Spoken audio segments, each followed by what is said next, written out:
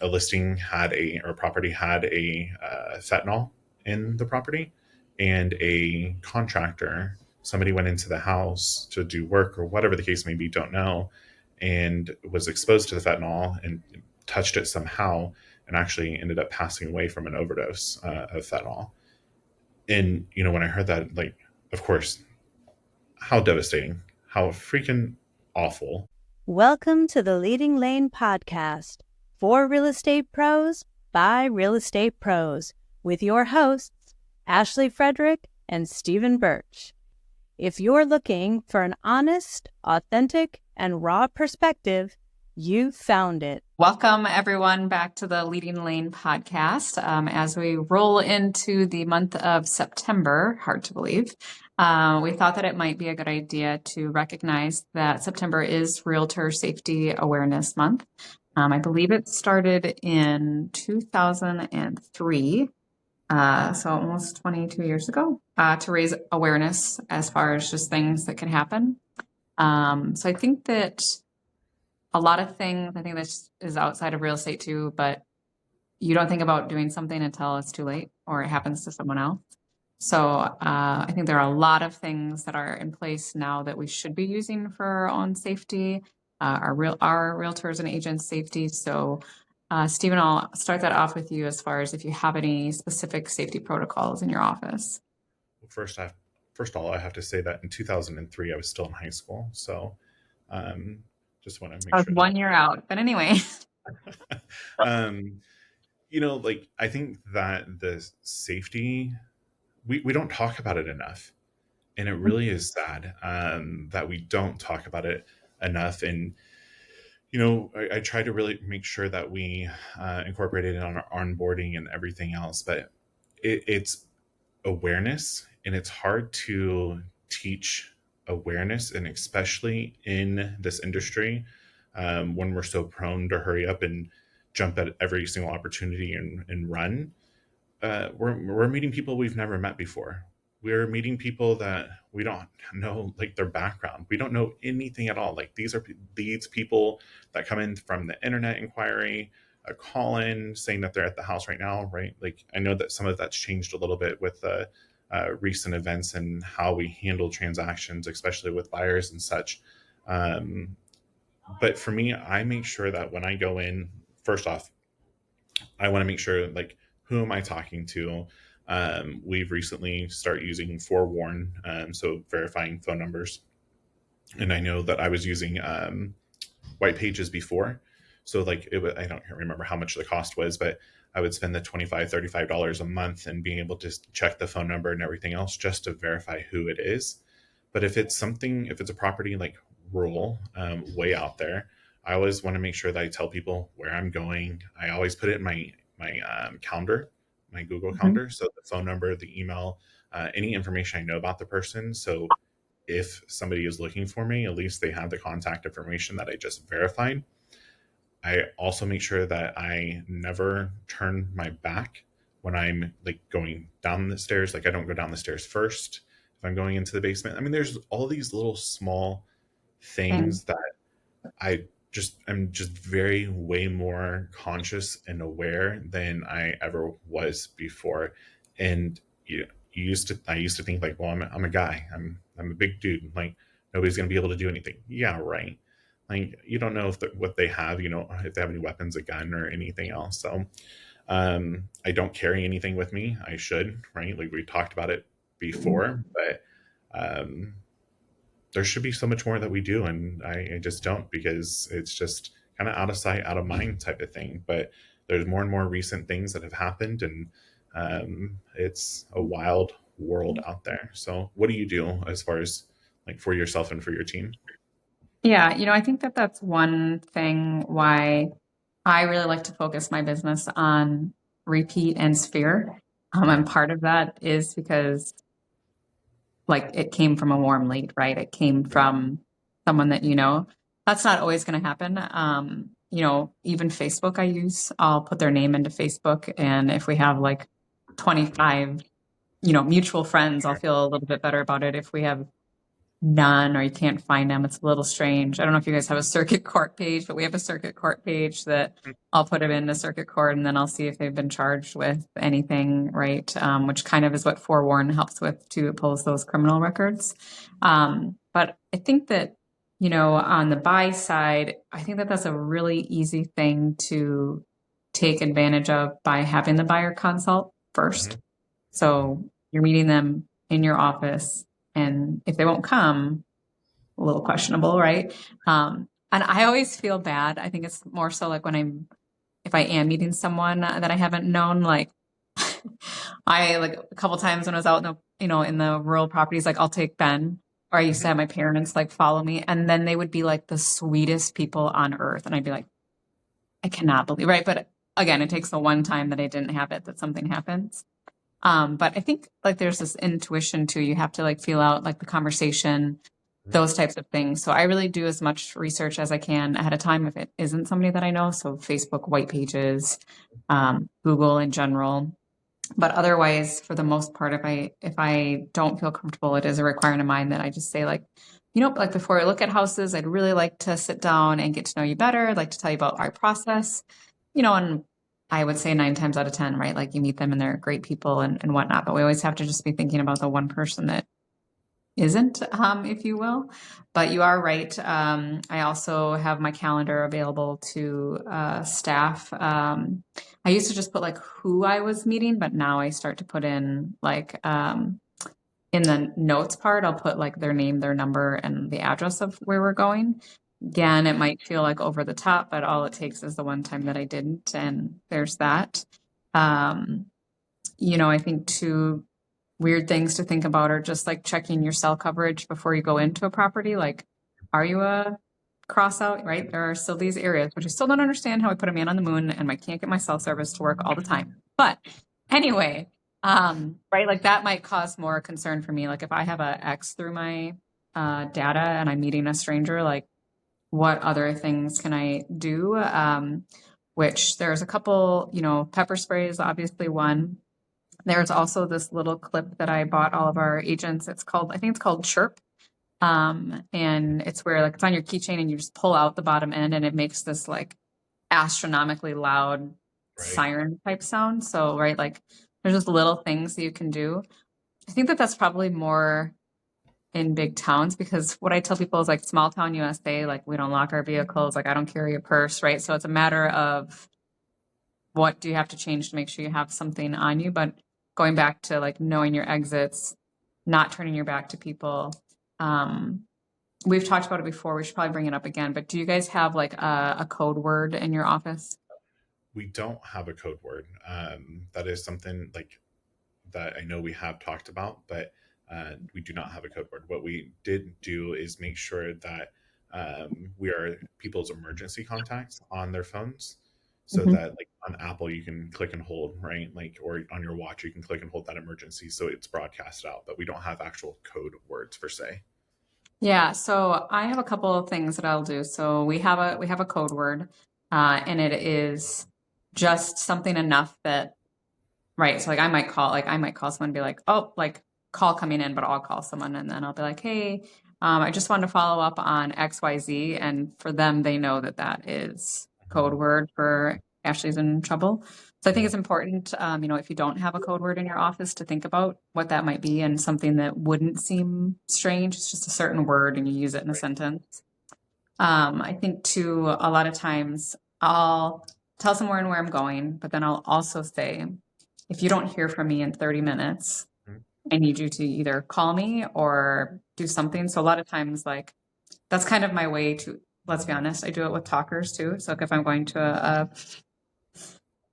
somebody that I do know and they talk like too much, I'll be like, okay, call me in 30 minutes. Cause then I'll be like, oh my gosh, like, yep, that I really need to take that phone call, can like re-wrap it up or whatever. So I'd be on it for that too. But if I'm somewhere and then I think there was one time I didn't have service and they couldn't get a hold of me for like 45 minutes. And I think everyone in this office was losing their minds.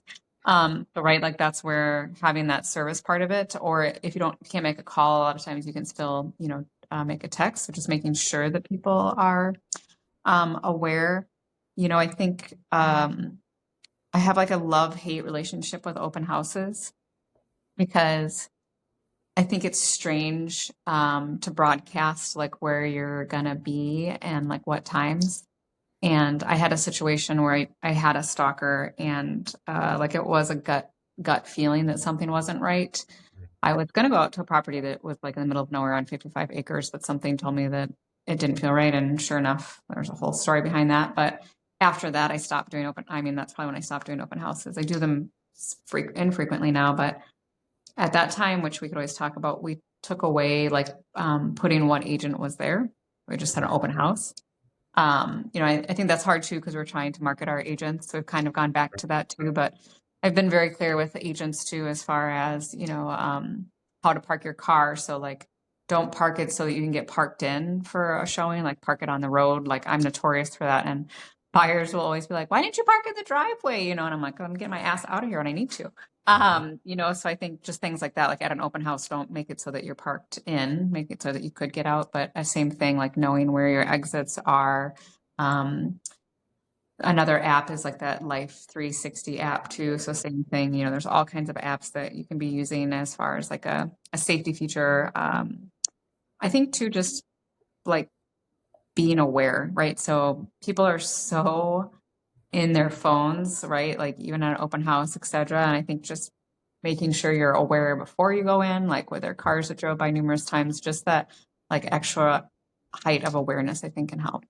Right. And even on like for central lock, for our lock boxes, there's a emergency. I think there is on our Supra too, now that you say that.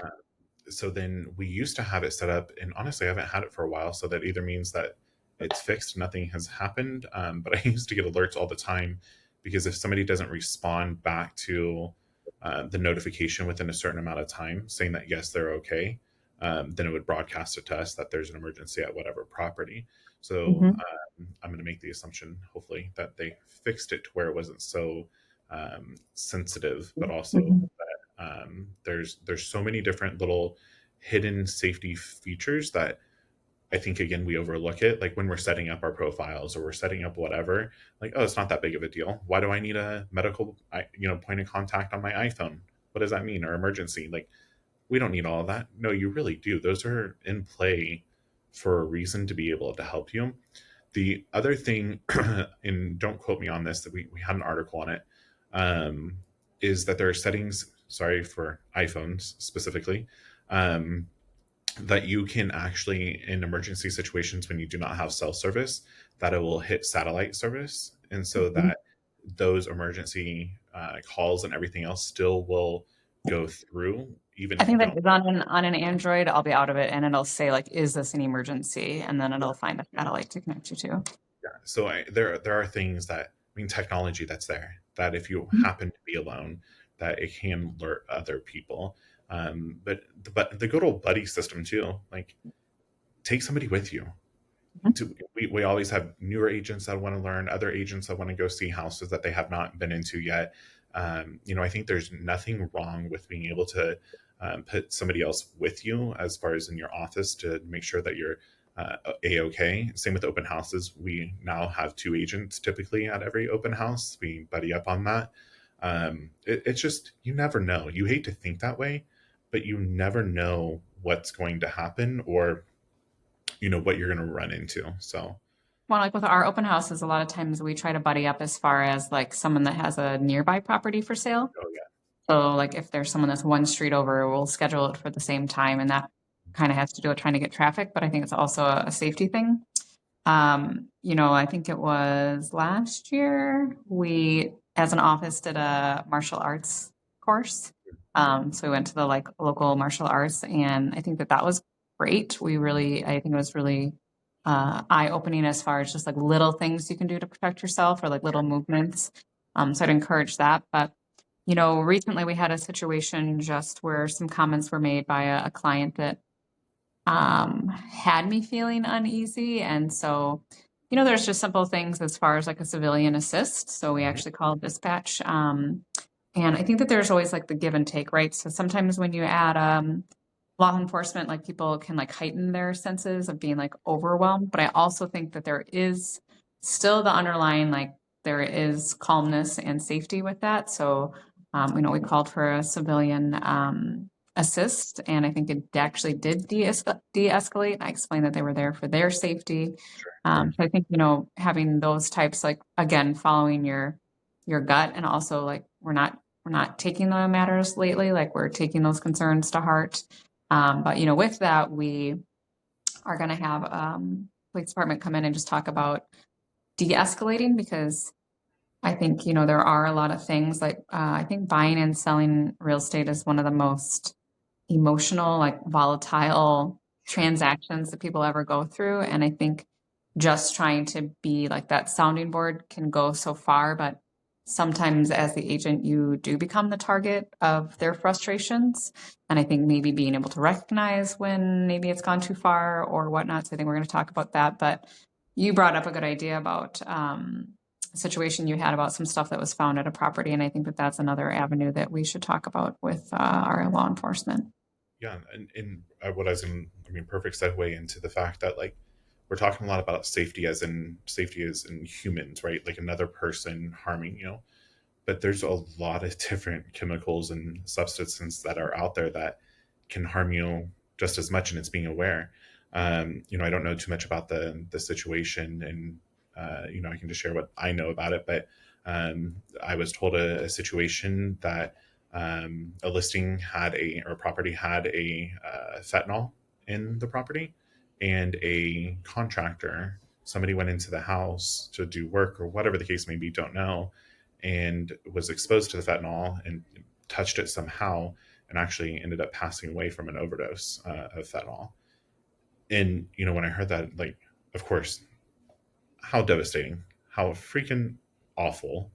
I don't know enough about the substance to even give any sort of insight or anything whatsoever. But it's something that is there that can harm you. I mean, I remember in high school, anthrax being such Yeah. a scare on everything. Like I remember the high school being shut down multiple times just because of the unknown substance, or the postal service, etc. And again, you don't think about those things because it doesn't necessarily happen all of the time. But it takes that one time an innocent person took their life, and we're supposed to have some education standpoints on it coming to our area so that we are more well versed on what it is and how to handle these different things. So I definitely want to learn more, because I don't want that to happen to anybody whatsoever. But you never know what you're walking into. You have no clue. And we probably are one of the most I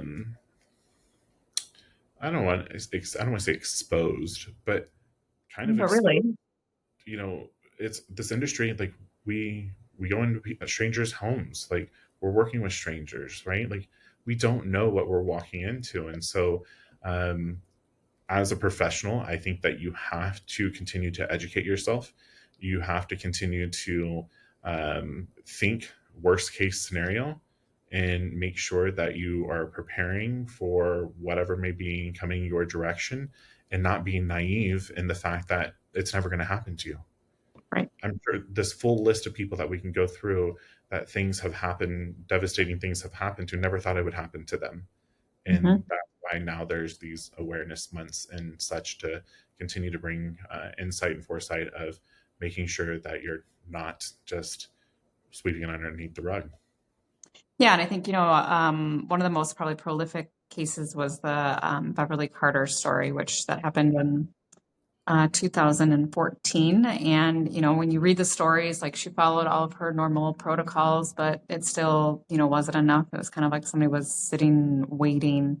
It kind of went back to, she drove a nice car and she, had nice things. So they thought that that was a prime opportunity. And I think you think about realtors and we kind of joke, right? But I mean, like, realtors drive nice vehicles and have nice things. And I think that you have to remember that, you can be a target without even thinking that you're a target. I always say too that, it's we're maybe more so in a small town, but people know who I am, but I don't necessarily know who they are, right? Because that's our job, is to promote ourselves. So like, I'll be someone and they'll be like, "Oh, you're Ashley," and I'll be like, "No, I was actually a little strange. I went to the post office yesterday," and the guy was like, "Oh, I love your house," and I was like, "What?" And he's like, "You're Ashley, right? And you live wherever?" And I was like, "Yep." And he's like, "I love the color of your house." And I was like, "That's the strangest thing ever."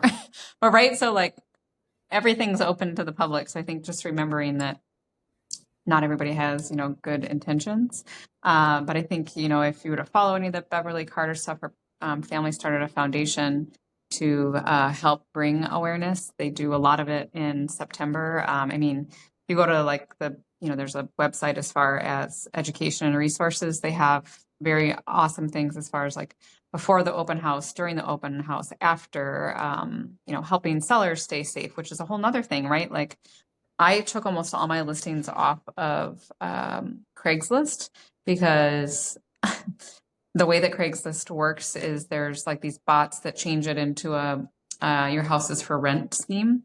And I can't believe that people fall for it, but they'll say, just go to my house. I'm not there. You can look in the windows. If you like what you see, send me a security deposit and I'll send you the keys. So I remember there for like, it was like a year, like people would show up to people's houses that they lived in. And like, right, that's a whole nother situation because now the seller's trying to protect themselves. They don't understand. So, I normally have that conversation with my sellers about, I don't use Craigslist for this reason.